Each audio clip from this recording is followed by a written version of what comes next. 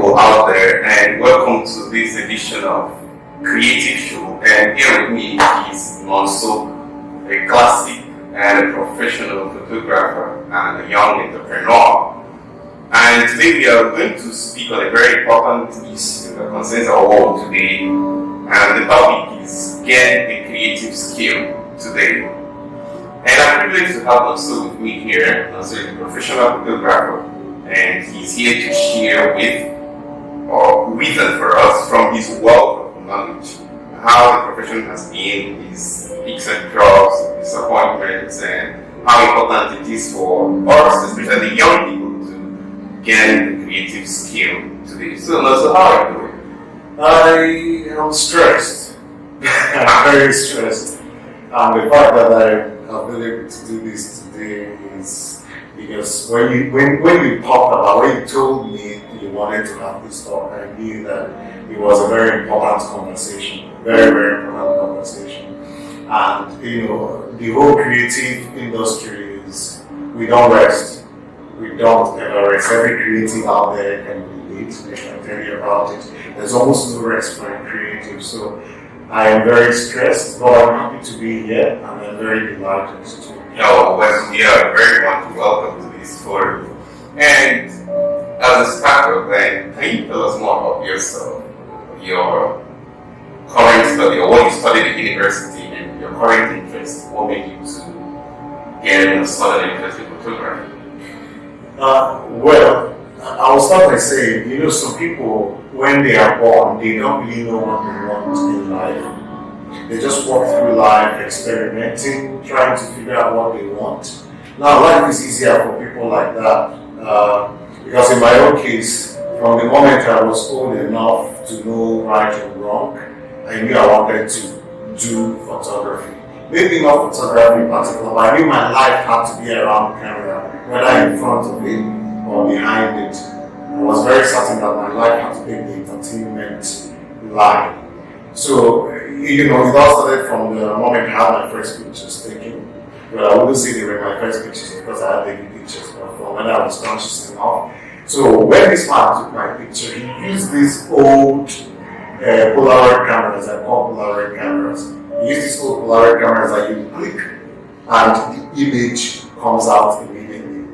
You get? So he used these old Polaroid cameras, these awesome cameras that once you click on them, the image comes out immediately. So he took my image and he gave it to me, and I was looking at it, and it felt very good. You did something now, it was captured now, and you have this paper in your hand that you know that it's going to be with you for a very long time, if not forever, if you keep it well. And that moment, you know that this particular moment is saved forever. You always remember it. So it felt awesome. But of course, while growing up, I moved through different careers. Right now, I would like to think I'm an actor, but that would be me thinking too highly of myself. But I tried. I love acting. I've done a little bit of acting. And of course, I grew up acted in primary school, secondary school. I did more of acting and theatre. And then I got into the universities to study mass communication. I studied in our own university here at Nonso University. I studied mass communication and I left school. I studied until my third year. I had one year to go. So nobody understood why I decided to leave. Everybody was like, just 1 year. 1 year, and I was like, I can't do it anymore. I don't feel okay here.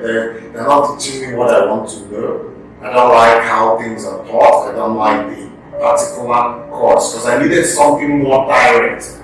Mass communication spread out across other communication, which of course might include the camera and every other form of communication, social media, news. And I didn't want a whole lot of that. I wanted something more specific to what I wanted. And towards my third year, I was sitting in class. I paused for a while, and then I said, I'm leaving. And I stood up, I left, I went back to my lunch. I picked up a few minutes and I left. And I never went back to school. And when I left, it was one of the toughest months of my life, actually. a few months of my life because family was annoyed.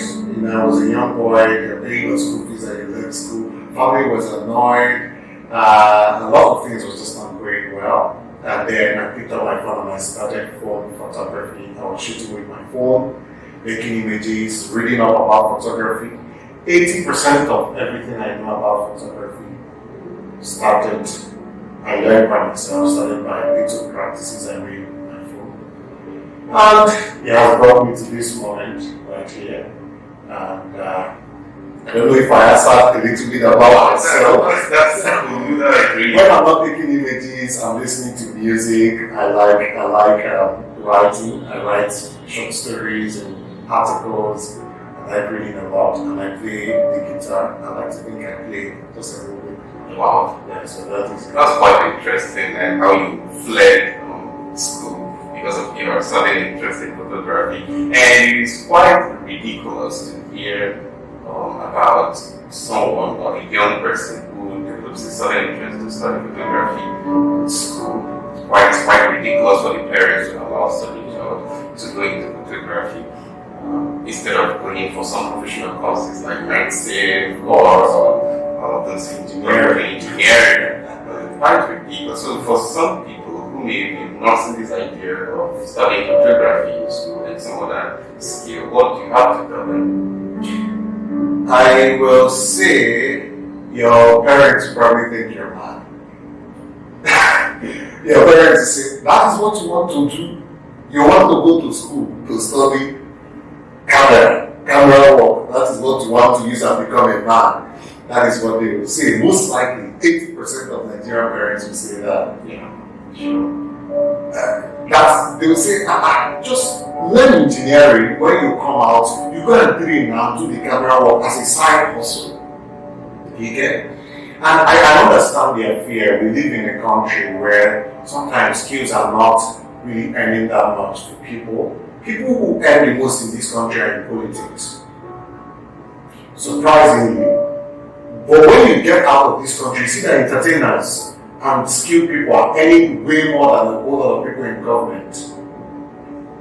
And it is because the countries, they have embraced skills. They go more towards the professional kind of works, things you do with your hands, things you do with your creative mind. Musicians earn quite a lot of money, both in this country and other places. But when you compare what the people in this country earn from this country, it's not much compared to what people outside of the country earn from their own countries.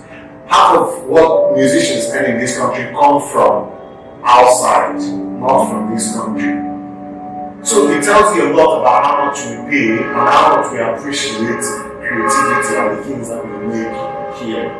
So I feel their fear, but what I'll tell any young person out there who wants to dive into photography and any other creative skill or art is you're going to regret it for a couple of months, but then it's going to get better. And I'll insist you go on with what you want to do.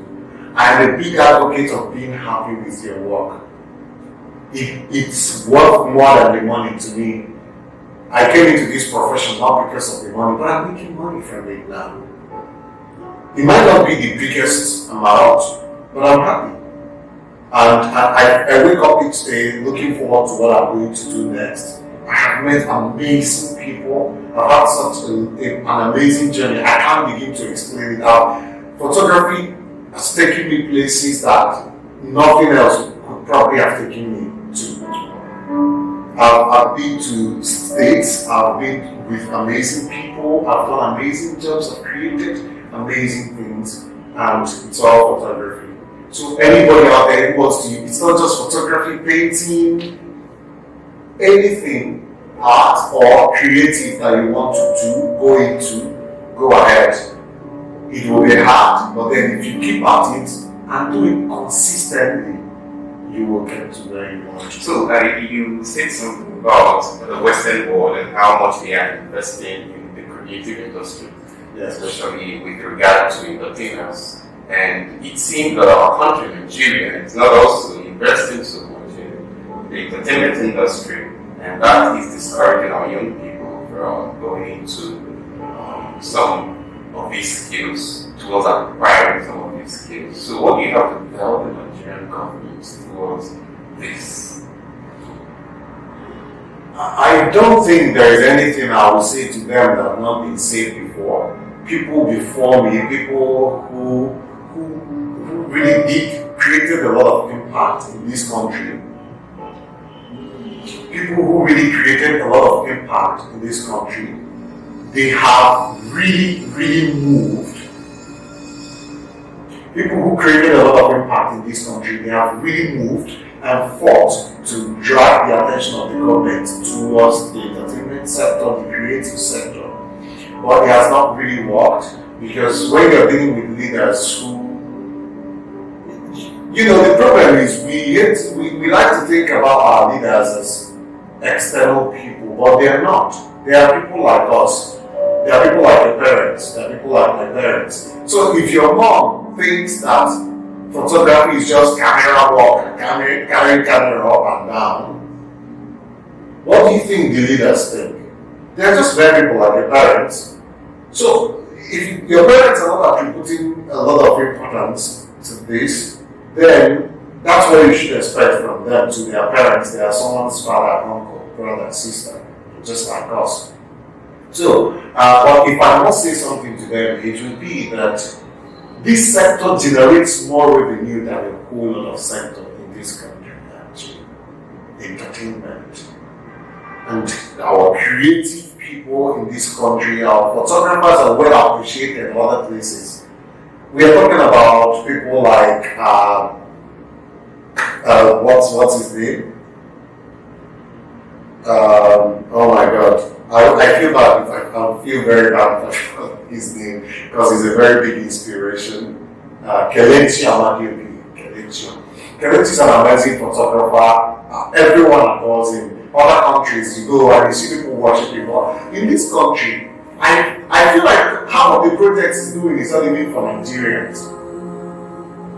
And there is a reason for that. So the government needs to pay attention. This is a sector that generates a whole lot of revenue and needs some subsidy to keep things running and better. For example, a country like Norway projected was giving about around $200 million to movie makers to make movies. That is free money to just make movies. Now, I'm not saying the Nigerian government has never done something like that. We've had times they gave 50 million naira, which is, we know the dollar equivalent of that. But the consistency is what I'm looking at. How often do they do that? How often do they reach out to the entertainment sector and say, take this, have this, and use this to create? And that is what I'm worried about. So they have to do it often. They have to pay attention to us and say, take this. And then here comes the issue of, as creatives, there was a time we went to make a movie one time. We went to a particular part of Enugu State. We had the youth come out and even the youth leaders and say we must give them a specific amount of money, huge amount of money to make movies there. I said, why? So this is something government should kick into. Because if we're able to go to where we want to go and shoot for free, it has cut down on our costs. And we create more. We feel safe going to where we're going, and we know that we can afford to shoot there. So it's not just about giving us money. There are many things they need to change in terms of security, in terms of accessibility, in terms of a whole lot of things to make it work. So I would say, look at this sector, because this sector makes this country a lot of money. Pay attention to it, put money into it, put time and attribute importance to it, because I feel like everything revolves around the fact that they don't really think it's that important. That's great. And we'll be right back after this short break.